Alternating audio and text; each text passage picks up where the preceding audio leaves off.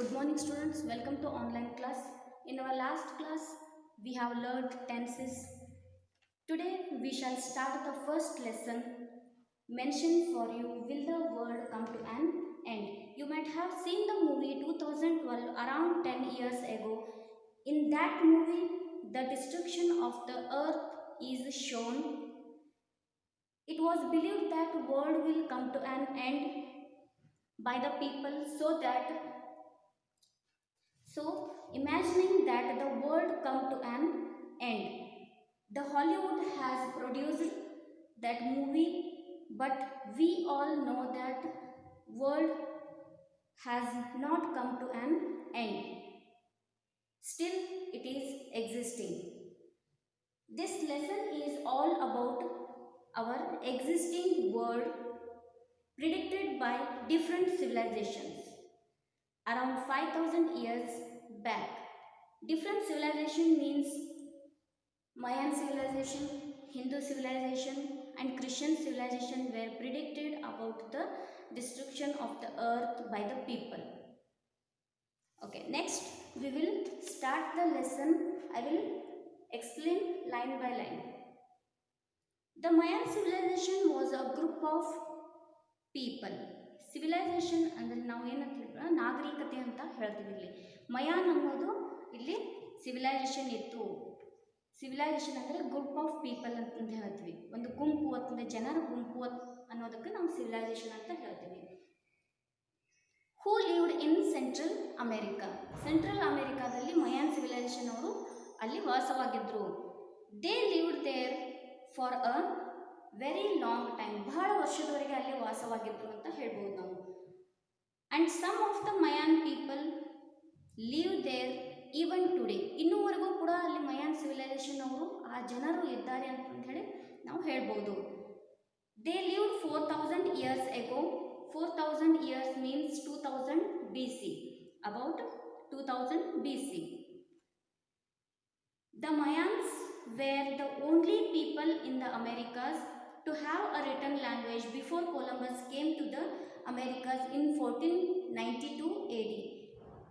1492 AD ಯಲ್ಲಿ Columbus ಅವರು ಅಮೆರಿಕಕ್ಕೆ ಬರೋಕ್ಕಿಂತ ಮುಂಚೆನೇ ಮಯಾನ್ ಸಿವಿಲೈಸೇಷನ್ ಅವರು ಅಲ್ಲಿ ಇದ್ದರು. ಆ ಸೆಂಟ್ರಲ್ ಅಮೆರಿಕಾದಲ್ಲಿ ಇದ್ದರು. ಅಲ್ಲಿ ಬಹಳಷ್ಟು ನಾಗರಿಕತೆಗಳು ಇದ್ದು, ಆದರೆ ಮಯಾನ್ ಸಿವಿಲೈಸೇಷನ್ ಆ ನಾಗರಿಕತೆ ಮಾತ್ರ ಅಲ್ಲಿ ಏಕೈಕವಾಗಿರುವಂಥ ನಾಗರಿಕತೆ ಮಾತ್ರ ಅಲ್ಲಿ ಏನು ರಿಟರ್ನ್ ಲ್ಯಾಂಗ್ವೇಜನ್ನು ಹೊಂದಿದ್ರು. ಕೊಲಂಬಸ್ ಅಮೆರಿಕಕ್ಕೆ ಬರೋಕ್ಕಿಂತ ಮುಂಚೆನೇ ಅವರು ಆ ರಿಟರ್ನ್ ಲ್ಯಾಂಗ್ವೇಜ್ ಬಗ್ಗೆ ಅವರಿಗೆ ಅರಿವಿತ್ತು ಅಂತ ನಾವು ಹೇಳ್ಬೋದು. They were good at art, building and math. ಇಲ್ಲಿ ಈ ಮಯಾನ್ ಸಿವಿಲೈಸೇಷನ್ ಅವರು ಏನದಲ್ಲ ಗುಡ್ ಆಟ್ ಆರ್ಟ್ ಅಂತ ಹೇಳ್ಕೊಟ್ಟಿದ್ದಾರೆ. ಕಲೆಯಲ್ಲಿ ಪರಿಣಿತಿಯನ್ನು ಹೊಂದಿದ್ರು, ಬಿಲ್ಡಿಂಗ್ ಕನ್ಸ್ಟ್ರಕ್ಷನ್ನಲ್ಲಿ ಪರಿಣಿತಿಯನ್ನು ಹೊಂದಿದ್ರು. ಅಷ್ಟೇ ಅಲ್ಲದೆ ಗಣಿತಶಾಸ್ತ್ರದ ಬಗ್ಗೆಯೂ ಕೂಡ ಅವರಿಗೆ ನಾಲೆಜ್ ಇತ್ತು, ಅದರ ಬಗ್ಗೆ ತಿಳುವಳಿಕೆ ಇತ್ತು ಅಂತ ನಾವು ಹೇಳ್ಬೋದು. They new about stars and planets. They new about stars and planets which help them make calendar. ನಕ್ಷತ್ರಗಳ ಬಗ್ಗೆ, ಗ್ರಹಗಳ ಬಗ್ಗೆ ಅವರಿಗೇನೆ ಜ್ಞಾನ ಇತ್ತು. ಆ ಜ್ಞಾನ ಇದ್ದಿದ್ದರ ಸಲುವಾಗಿಯೇ ಏನು ಕ್ಯಾಲೆಂಡರನ್ನು ತಯಾರು ಮಾಡಲಿಕ್ಕೆ ಅವರಿಗೆ ಅನುಕೂಲ ಆಯಿತು ಅಂತ ಹೇಳ್ಬೋದು. Mayan recognised that we all approaching the end of a world age.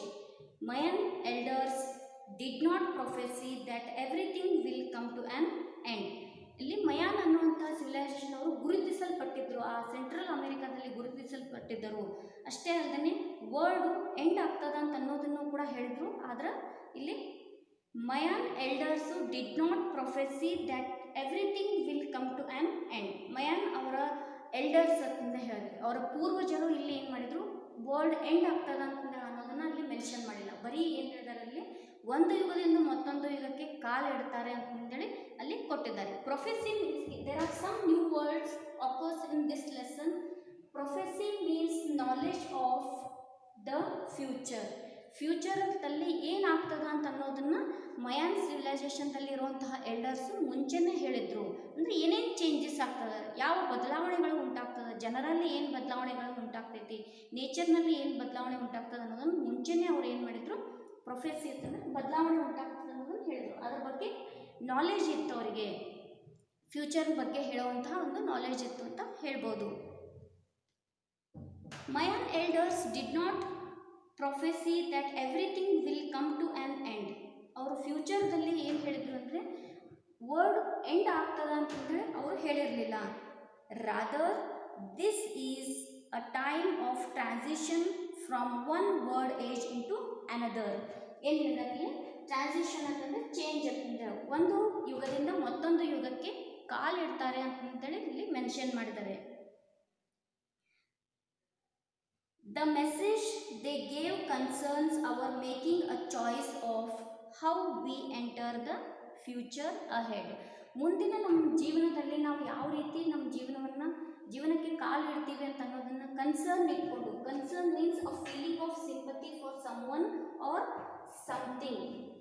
ಮುಂದೆ ಬರುವಂತಹ ಪೀಳಿಗೆಗೆ ಅವರ ಬಗ್ಗೆ ಕಾಳಜಿ ಇಟ್ಟುಕೊಂಡು ಏನು ಹೇಳಿದ್ದಾರೆ ಇಲ್ಲಿ, ಮುಂದೆ ಜಗತ್ತು ಯಾವ ರೀತಿ ಚೇಂಜ್ ಆಗ್ತದೆ ಅನ್ನೋದನ್ನು ಮುಂಚೆನೇ ಅವರು ಹೇಳಿದರು.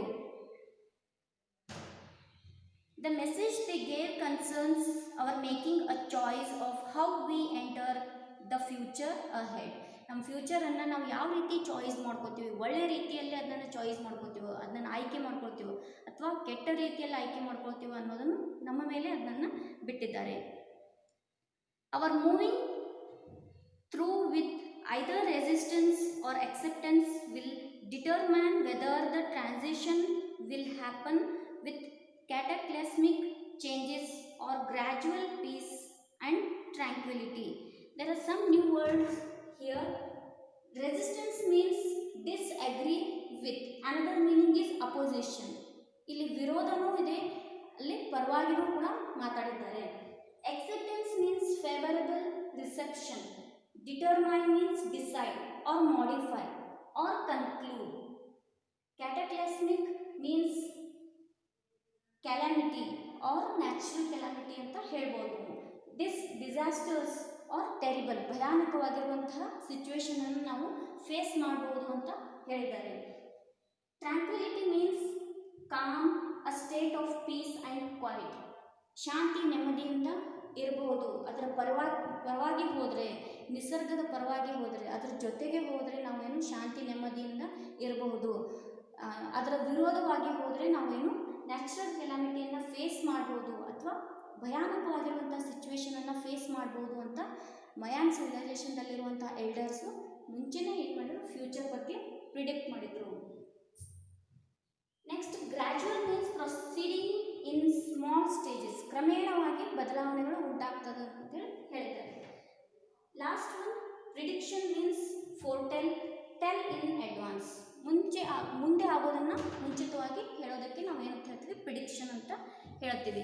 ಇಲ್ಲಿ ಒಂದು ಸಿಂಪಲ್ ಎಕ್ಸಾಂಪಲ್ ಕೊಟ್ಟು ನಾವು ಹೇಳ್ಬೋದು ಅಂತಂದರೆ, ನಮ್ಮನ್ನು ವಿರೋಧಿಸುವ ಸಂದರ್ಭದಲ್ಲಿ ನಾವು ಮುಂದುವರೆದರೆ ಈ ಜಾಗತಿಕ ಯುಗದಲ್ಲಿ ಬದಲಾವಣೆಗಳು ಭಯಾನಕವಾಗಿರ್ತದೆ ಅಂತಂದೇಳಿ ಎಲ್ಡರ್ಸು ಹೇಳಿದ್ದಾರೆ. ಮಯಾನ್ ಸಿವಿಲೈಸೇಷನ್ನಲ್ಲಿರುವಂಥ ಎಲ್ಡರ್ಸ್ ಹೇಳಿದ್ದಾರೆ.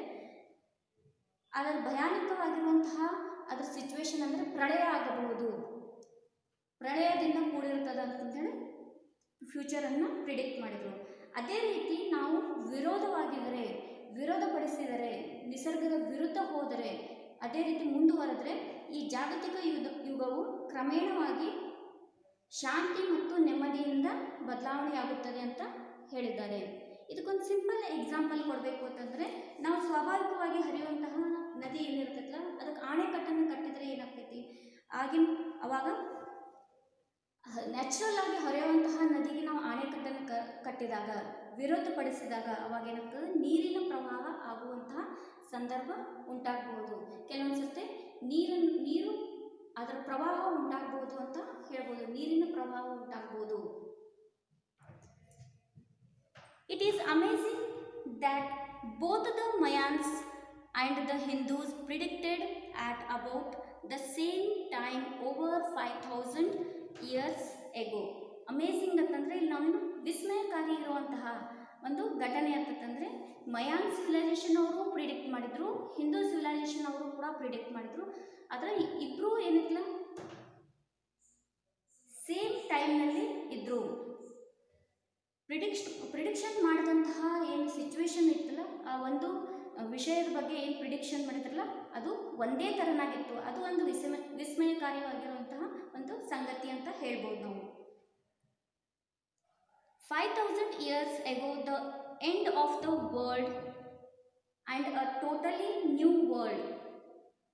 5000 years ago, 5000 ವರ್ಷಕ್ಕಿಂತ ಮುಂಚೆನೇ ಮಯಾನ್ ಸಿವಿಲೈಸೇಷನ್ ಮತ್ತು ಹಿಂದೂ ಸಿವಿಲೈಸೇಷನ್ ಅವರು the end of the world end ಆಗ್ಬೋದು, ಅಥವಾ ಹೊಸ ಯುಗ ಪ್ರಾರಂಭ ಆಗ್ಬೋದು, ಅಥವಾ ಸುವರ್ಣ ಯುಗದಲ್ಲಿ ನಾವು ಕಾಲಿಡಬಹುದು ಅಂತಂದೇಳಿ ಕೆಲವೊಂದಿಷ್ಟು ಸಂಗತಿಗಳನ್ನು ಹೇಳಿದ್ದಾರೆ. Golden age after about 5000 years into their calendars. ಅವರು ತಯಾರು ಮಾಡಿದಂತಹ ಕ್ಯಾಲೆಂಡರ್ ಪ್ರಕಾರ ಈ ರೀತಿ ಹೇಳಿದ್ದಾರೆ. ಹೊಸ ಯುಗಕ್ಕೆ ಕಾಲಿಡಬಹುದು, ಸುವರ್ಣ ಯುಗದಲ್ಲಿ ನಾವು ಕಾಲಿಡಬಹುದು ಅಂತಂದೇಳಿ ಹೇಳಿದ್ದಾರೆ. We are definitely on to something with these Mayan and Hindus 2012. 2000ನಲ್ಲಿ ಅಲ್ಲಿ ಏನು ಪ್ರಿಡಿಕ್ಷನ್ ಮಾಡಿದ್ರಲ್ಲ ಅದು ಈಗ ನಿಜ ಆಗ್ತಿದೆ ಅಂತ ನಾವು ನಂಬಿದ್ದೇವೆ. Historically this is an amazing fact since these two ancient cultures did not have any contact with each other.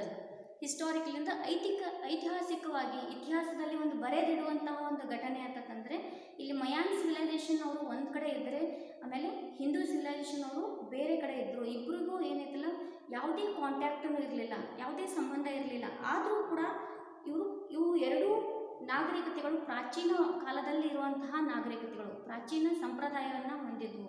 ಆದರೂ ಕೂಡ ಏನಿಲ್ಲ ಯಾವುದೇ ಕಾಂಟ್ಯಾಕ್ಟ್ಗಳು ಇರಲಿಲ್ಲ ಅಂತ ಅಂದರೂ ಕೂಡ ಒಂದು ವಿಸ್ಮಯಕಾರಿ ಘಟನೆ ಅಂತಂದರೆ ಒಂದೇ ಥರನಾಗಿ ಪ್ರಿಡಿಕ್ಟ್ ಮಾಡಿದ್ರು.